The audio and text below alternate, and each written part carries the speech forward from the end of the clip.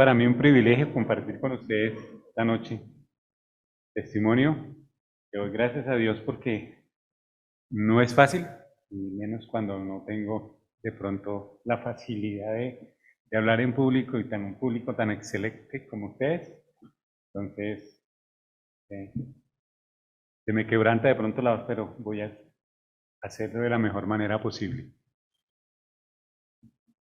Eh, Como ya bien saben, estamos viviendo en Biotá desde hace 4 años más o menos, 3 años, desde que empezó la pandemia. Pero gracias a Dios estamos con mi esposa allí. Entonces, pues ha sido bueno estar los dos en este tiempo.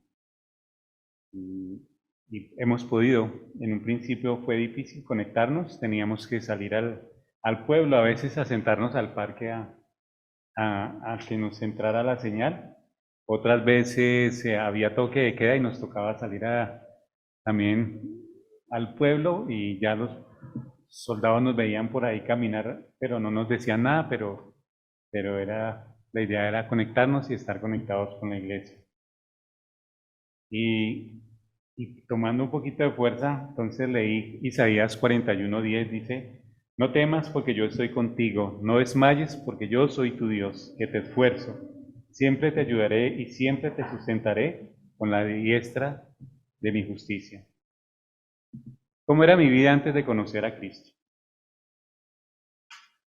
Antes de yo conocerle al Señor Jesucristo, yo estaba seguro que era un muchacho bueno, eh, obviamente nada perfecto, pero bueno, en general creía que estaba bien, que mi vida era buena, no le hacía mal a nadie, simplemente hacía mis pilatunas a mis papás, pero parecía como algo corriente y natural de un niño. Obviamente desobediente y había escrito parrandero, pero no era parrandero en ese momento, sino que me gustaba como jugar mucho y estar mucho tiempo por fuera de la casa, pero eso molestaba a mis papás, pues obviamente no estaba bien que yo pasara mucho tiempo en la calle con los amiguitos de esa época. Vengo de una familia tradicional con la religión católica. Mis papás son mm, de Nariño, Pasto, entonces esta es una zona que es muy religiosa y muy dada a los vírgenes y muchas de estas cosas. Y obviamente todo eso va trascendiendo de- a los hijos y obviamente nosotros pues también seguimos en eso. Y ya hasta llegué a ser acólito. Algo no se me había acabo de anotar, pero sí estuve ayudando en una iglesia como acólito, pero por estar allí, como por pasar el tiempo con otros niños que estaban allí también metidos en eso. Eh, Hubo unos tiempos difíciles en nuestra niñez, porque a veces mi papá no tenía un trabajo fijo, no tenía en esos momentos cómo sustentar en la familia, pero nunca faltó el alimento en la casa porque mi mamá le gustaba la costura y obviamente ella también proveía de esa parte del dinero. Y, y yo soy el último de 4 hermanos, somos 6, y a todos nos ponían a coser, a todos nos ponían tareas y todos teníamos que hacer algo con la aguja y aprendí a hacer muchas cosas también con la parte de la costura. Eh, Hemos intentado compartirles a mis papás y a mis hermanos del Señor, pero siempre hay un pero, siempre hay algo que ellos no quieren hacerlo. Me han visto a mí, yo me casé en la iglesia, los invitamos a nuestro matrimonio, mis hijos los invitamos cuando los 2 hijos también se bautizaron, pero como que hasta ahí nomás llegan y no quieren saber, no, pero tampoco han sido irrespetuosos cuando ellos cuando ellos piden que yo ore, cuando está bien enfermo, cuando hay alguna necesidad que uno dice, bueno, oremos. y ellos pues por lo menos han respetado ciertas cosas en nosotros, de poder orar en esos momentos. Y desde esos momentos el Señor ya me había llamado y anotaba aquí en Efesios 1:4, según nos escogió en él antes de la fundación del mundo, para que fuésemos santos y sin mancha delante de él. Transcurría así mi tiempo, o sea, aparentemente normal en mi vida. Un buen día mi papá pues pudo conseguir un empleo y de allí también se pensionó, donde ya él consiguió ya para la vivienda y otras cosas que nos ayudaban a nosotros en el estudio y cosas médicas. Y pues como que todo se relajó un poco y nosotros como que seguíamos en la misma tonalidad. A mí me gustaba mucho jugar, entonces a veces jugaba hasta la medianoche, iba llegando a la casa y ese era el encuentro con mis papás, el choque, ¿no? O sea, sobre todo con mi mamá, que de pronto no le ayudaba a ella en las cosas que ella necesitaba, pero sí estaba en la calle mucho tiempo. Aunque me ponía a pensar ahora que los chicos de ahora no pueden llegar hasta esa hora de la noche, porque obviamente con tantos problemas que hay. Pero nosotros éramos un grupo de unos muchachos que jugábamos, simplemente nos íbamos al parque y jugábamos y ya volvíamos a nuestra casa y no había nada ni para tomar agua, pero ahí jugábamos. Eh, Así pasó mi vida en la escuela sin mayor dificultad. Ya cuando fui al colegio, al bachillerato, ya conocí otros muchachos, otras amistades, los cuales comienzan a desviarlo cada uno vez más a otras cosas que uno no había visto ni sus papás le habían permitido. Pero ya habían muchachos con otras cosas en sus vidas y en sus hogares que los llevaban a uno a desviarlo totalmente. Ya conocí a unos jóvenes que sus papás también los incitaban a eso, o sea, ellos jugaban tejo y los muchachos, todos, como era toda la familia, eran como 10 hermanos, todos los 10 hermanos iban a jugar tejo. Y yo como me hice amigo de esos muchachos, pues también comencé a jugar tejo desde niño y no sabía ni qué era, pero allá yo estaba. Y era bien aceptado en esa familia porque les gustaba que yo fuera, pero me involucraba en cosas que no debía ser, que me desviaba cada vez más de lo que el Señor tenía para mi vida. Y obviamente en la universidad también es otro tipo de amigos, otro tipo de cosas, situaciones que cada vez lo alejan más. Y siempre, pero ya en la universidad ya conocía al Señor, pero de todas maneras iba para lejos. Tenía muy en cuenta, como dice el himno, me salvó, me perdonó, vagaba por el mundo sin fe, sin esperanza, desconociendo que había un Salvador quien me podía librar mi alma de muerte y de pecado y quien había dado su vida por mí. Y, y todo esto es un desastre cuando uno no está con el Señor. Todo va mal, todo va en camino diferente al que el Señor quiere para nuestras vidas. A veces también pienso que muchas cosas nos llevan a desviarnos de lo que el Señor nos enseña día a día y inclusive ya conociendo al Señor a veces hay cosas que nos sacan del camino que debemos estar con Él. Mm, am, Han habido muchas pruebas en nuestras vidas, eh, pero gracias al Señor hemos podido irlas sobrellevando y pidiéndole cada día, cada vez más dirección al Señor. ¿Cómo conocí al Señor? Fue una manera de esas de estar jugando, conocí al Señor. Jugábamos frente a unas casas y siempre golpeábamos, uno con el balón golpeaba las casas de los vecinos. Y habían unas señoritas en una casa y ellas salían y tengan más cuidado, pero no nos decían nada más. Pero un buen día esas muchachas, nos invitaron a una reunión de ellas. Sabíamos, o sea, yo sabía y los amigos que vivían ahí sabían que ellos asistían a una iglesia pentecostal. Entonces un buen día nos invitaron y nosotros de monos, por agradarle a las chicas, por ir a tomar chocolate y pan. Entonces di, bueno, listo, vamos.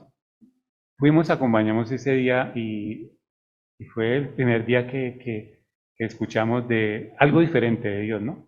Aunque los muchachos con que yo fui nunca volvieron ni nunca, sé que hasta ahora no quieren conocer de Dios.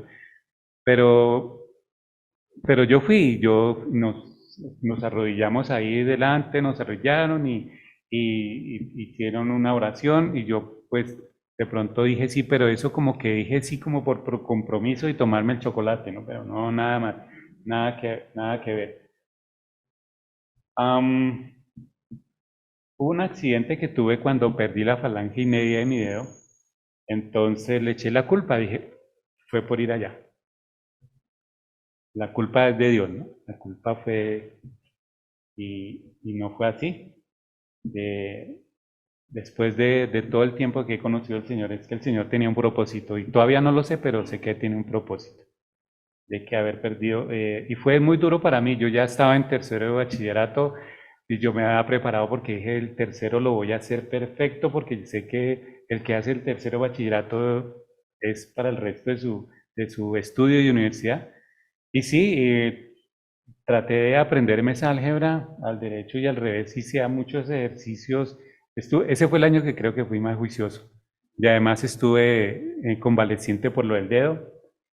Perdí el primer lugar por el accidente, porque yo hacía ejercicios, los que me pude hacer del álgebra, pero eso me truncó porque primero estaba incapacitado y no podía presentar mis pruebas y ahí sí no había virtual, entonces tocaba presenciar todo.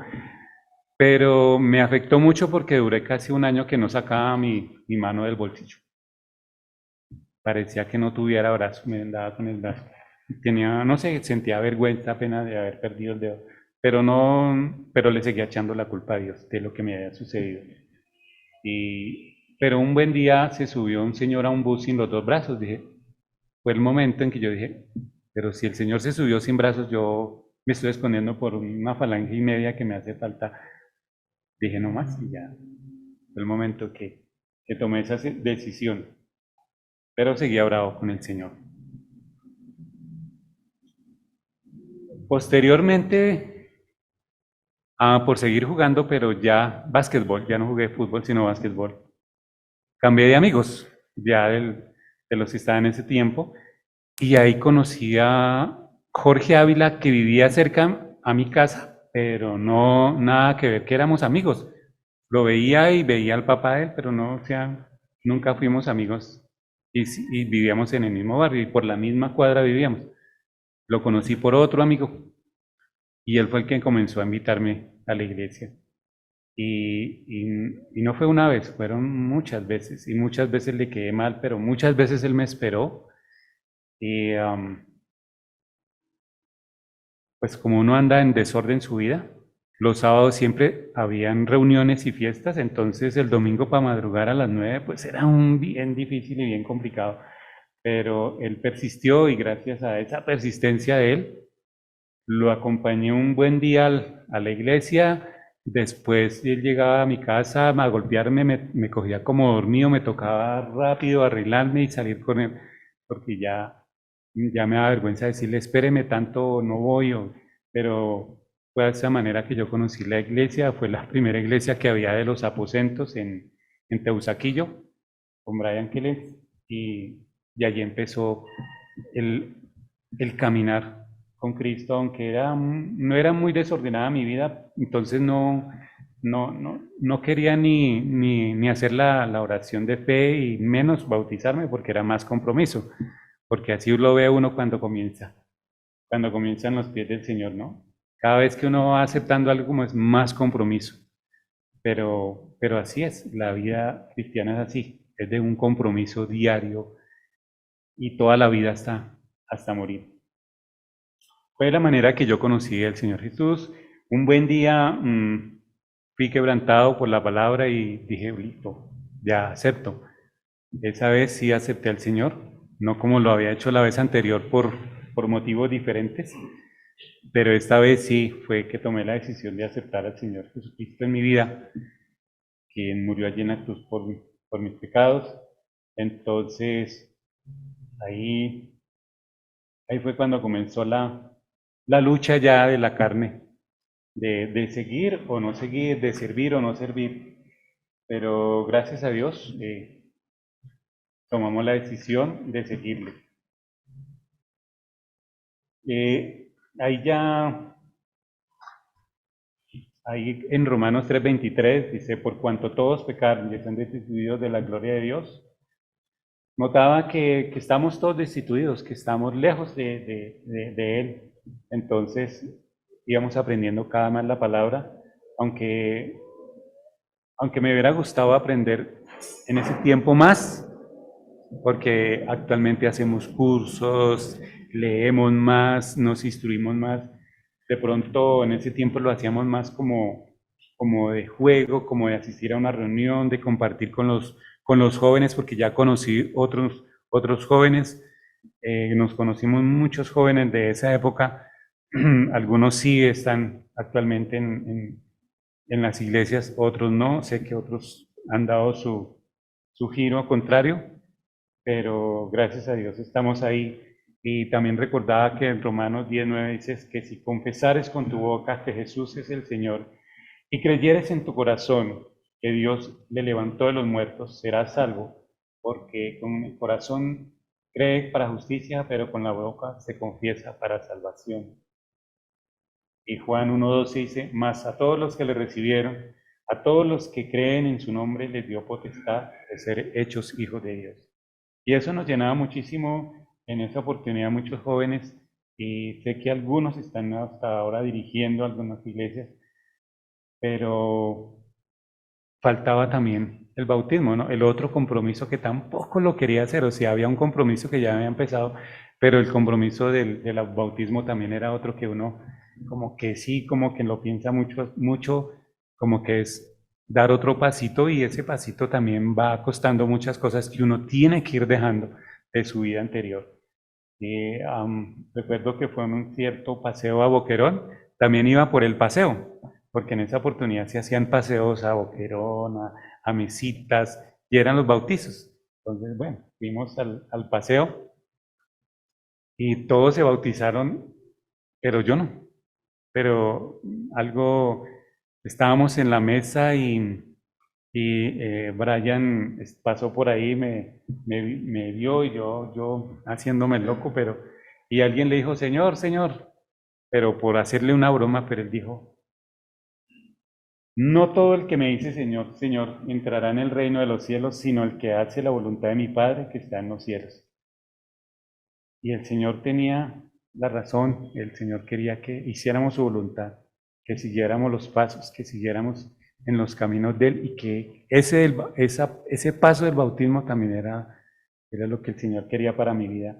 Y fue así, dije, listo, arranqué y fue así que tomé la decisión ese día del bautismo. No recuerdo la fecha porque fui muy desordenado para las fechas, pero sé que lo hice y me acuerdo todavía del sitio y cuando paso por ahí recuerdo que fue ahí donde tomé esa decisión que me ha librado de muchas cosas.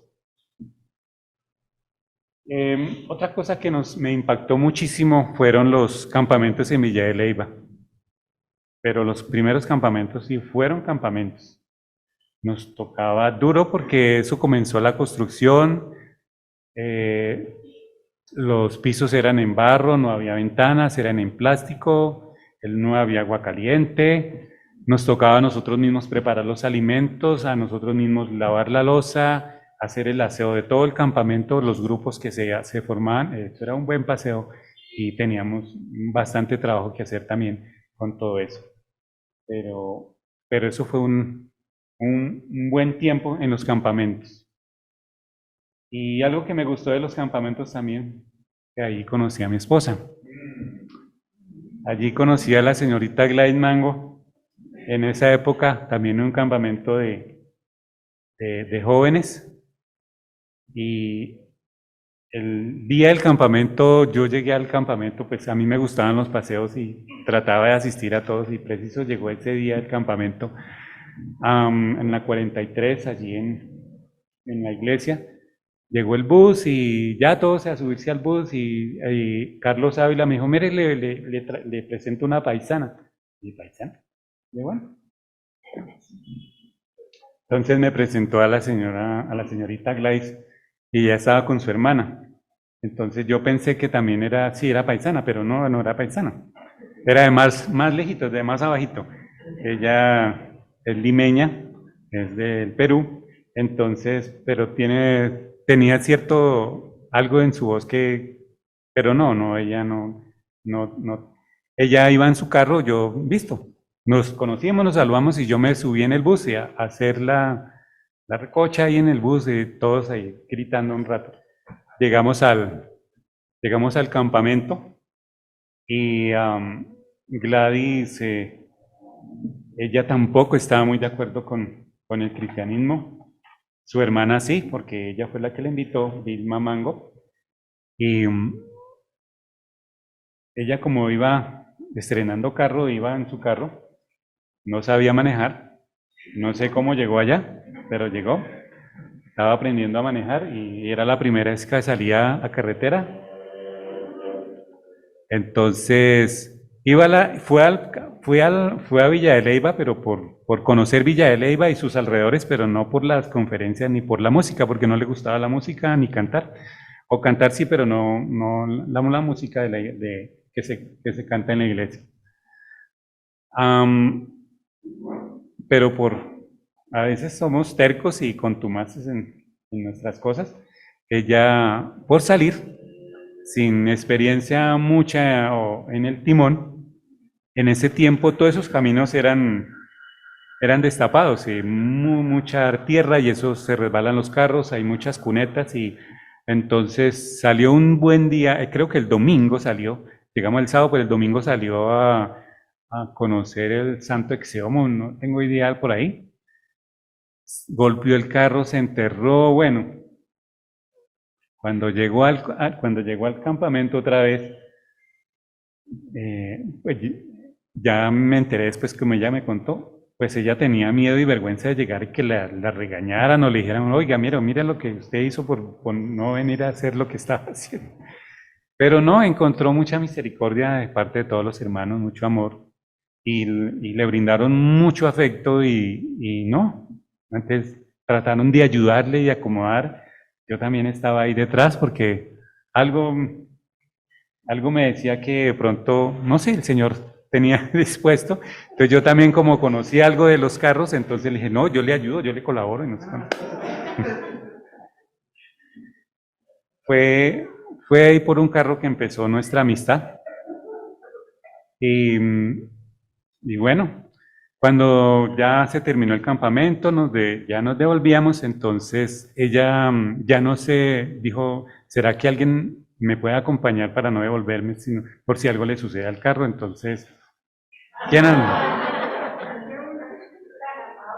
Entonces, yo me devolví con ella y con otro muchacho que vivíamos también cerca. Nos devolvimos con ella y bien, volvimos a Bogotá, pero el carro se quedó mal, o sea, golpeado, no tanto mecánicamente, sino golpeado. Después Carlos Ávila nos llamó a todos los 20 hermanos que habían en el campamento y nadie tuvo tiempo, solamente Harold.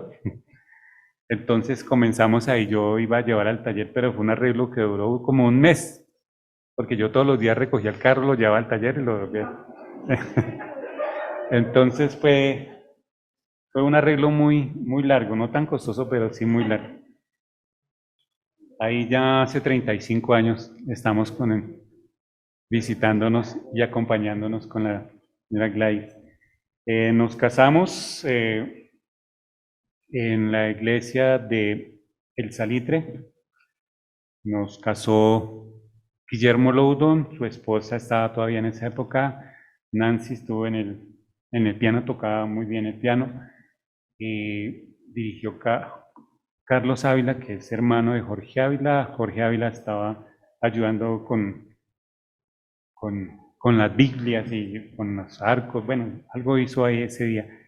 Y compartimos mucho tiempo con Jorge Ávila después y aún nos vemos, pero ya obviamente no tanto como En esa oportunidad hasta tratamos de montar una empresa los dos y no funcionó, bueno, pero sí estuvimos mucho tiempo, compartimos mucho tiempo con él y el Señor tenía preparado eso para mi vida, conocerle a él para que yo conociera al Señor Jesucristo.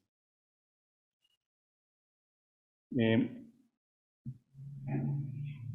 mm, am, Después de que nos casamos, Gladys quedó embarazada, pero pasaron como 2 años que quedó embarazada y un buen día fuimos a una cita médica que ella tenía y el médico encontró algo raro, dijo, no, los primeros exámenes parecía que iban bien, pero ya como al quinto, sexto mes dijo, no, hay algo raro aquí, va a tener que, vamos a tener que mirar qué está pasando.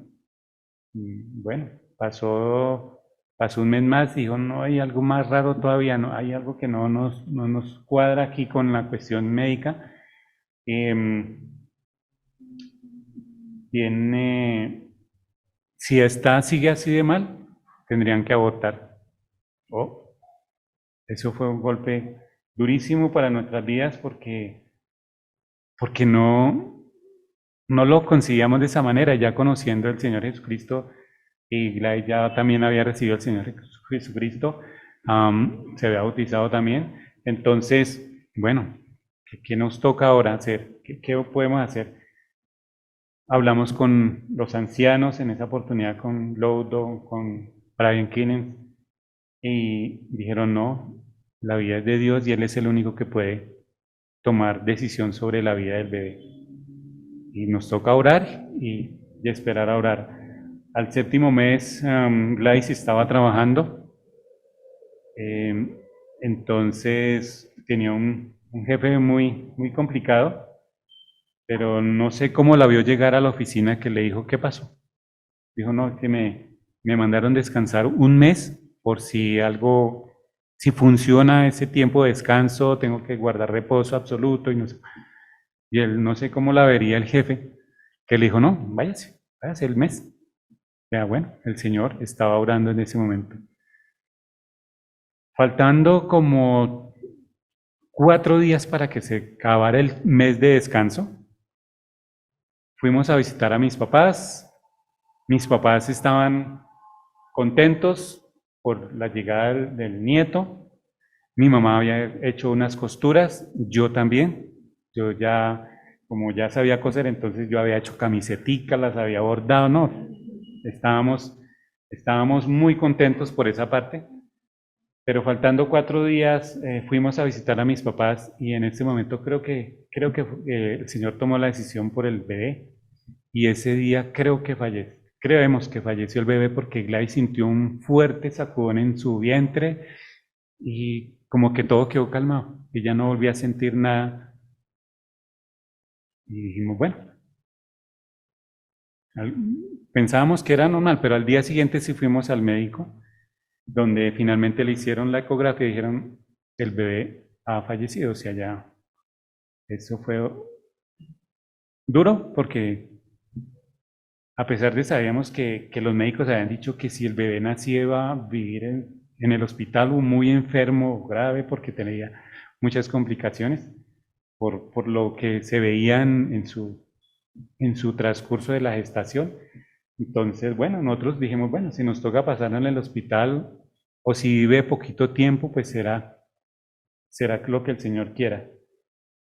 Pero ya no la dejaron salir del hospital a Gladys, de una vez quedó internada. Yo estaba en ese tiempo todavía en la universidad y a veces las razones no llegan bien. Yo estando en la universidad llegó la razón torcida. Fue a buscarme un hermano, ¿no? Que lo necesitan urgente en el hospital. Yo, ¿cómo así? O sea, no sabía qué hacer en ese momento. Yo cogí el carro, no sabía ni por dónde coger ni por dónde ir. Y busqué a Gladys, fui al hospital y la busqué. Y cuando me entré a la fuerza porque ni el vigilante me quería dejar entrar como a las 11 de la noche.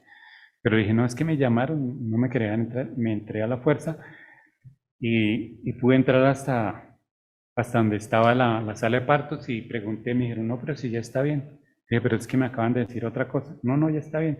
Ya se la llamamos, se demoraron en buscarla, pero fue, y era que necesitaban una droga urgente para ella, lo cual después nos enteramos de que esa droga fue mala para ella, porque inducían el parto, inducían un parto, no hacían cesárea, sino inducían un parto, lo cual es más complicado porque el niño está muerto, él no ayuda. Entonces esa droga fue muy fuerte, la cual impidió para que luego no pudiéramos tener hijos, porque fue tan fuerte la droga que no, que dañó la parte femenina. Y eso también fue duro también, porque ya después nos enteramos, le quisimos ayudar al Señor con el bebé probeta, y eso no lo quiere el Señor tampoco. Hicimos un intento, lo cual es muy costoso, y lo habíamos dicho, por lo menos habíamos dicho que si era una sola vez podíamos, porque era muy costoso. Eso le cobran a uno todo el tratamiento primero. Si funciona, bien, pero si no funciona, pierde. Y pudimos hacerlo una vez. Y también fue durísimo cuando el doctor Elkin Lucena llamó un domingo que ya íbamos para la iglesia como contentos otra vez, como animados, pero Gladys estaba sufriendo mucho porque ella tenía que aplicarse 2 inyecciones en la mañana, 2 en la tarde y hacerse ecografías todos los días. Eso era bien complicado para ella. Entonces llamó un domingo, ya iban como un mes en todo ese tratamiento y dijeron, no, toca volver a empezar. No, eso fue otra pérdida. O sea, otra pérdida. Fue muy durísimo. Fue en ese momento en que tomé la decisión de decir, Life, no, no es por ahí. Debemos hacer una adopción de un niño si queremos tener un niño. De esa manera fue que tomamos la decisión de adoptar. Primero era complicado porque había muchas personas que decían, no, eso de la adopción dura mucho tiempo, es muy complicado, los niños vienen así, vienen así. Bueno, pero si le pedimos al Señor, si pedimos en oración, sigamos para adelante. Y así fue. Empezamos a hacer los papeleos y dijimos, bueno, hasta cuando nos toque. El primer año fue rapidísimo. Empezamos los papeles como en marzo y nos respondieron empezando diciembre que habíamos sido aceptados como padres adoptantes. Nos llegó un documento con una foto de un niño. Y sin pensarlo dijimos, listo, porque tenemos la opción de contestar de que no. Pero como ya habíamos orado al Señor, dijimos sí. Cuando fuimos a dar los papeles allá, la señorita, ¿qué han pensado? Si quieren, piénselo más. Dije, no, es que ya venimos a afirmar que sí lo aceptamos a este niño. Dijeron, listo. ¿Ya no lo entregan? No, tienen que esperar porque el niño tiene que, la otra semana podemos hacer eso, de entregar el niño. Fue así. Y eso fue un parto también impresionante porque nos dijo, traigan ropita porque la ropa que él tiene se queda aquí en el instituto para otro niño. Listo. ¿Qué le compramos? No, eso no sabemos ni qué comprar ni qué hacer. O sea, no sabíamos ni la talla. O sea, veíamos la foto, pero no sabíamos nada más del niño. Pero Dios nos guió y hasta en la empresa donde trabajaba Gladys en ese momento,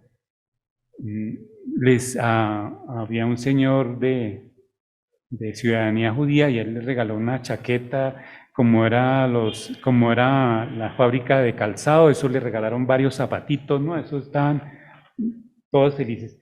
Y llegó un día martes, recibimos a Samuel totalmente diferente a la foto que tenía. O sea, yo no podía ni creerlo.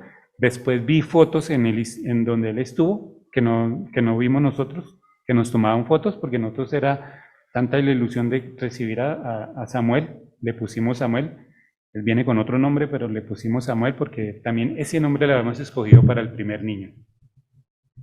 Y ese fue el primer regalo del Señor al recibir a Samuel. Al año siguiente queríamos una niña. Queríamos una niña y yo quería una niña. Gladys dijo, no, pero es que un niño está suficiente. Y no, yo una niña. la convencí y dijo, bueno, hagamos los papeles, pero empezamos más tarde, empezamos como en junio.